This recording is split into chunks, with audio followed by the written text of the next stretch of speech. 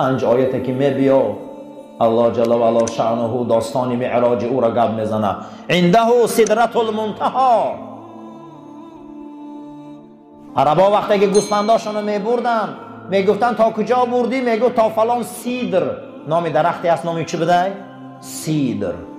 تا فلان سیدر درخت ما چراندنی بردم مولا ما، تا فلان سیدر شترا ما بردم. اما میگه حبیبی من محمد یک جای رفت که آخران سیدر رفت، کسی اوجا رفتگی نیست.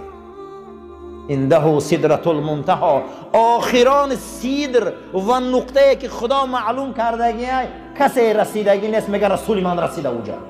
این کدام شب بود؟ شبی معراج. عنده سدرة المنتهی و قاب قوسین او ادنی.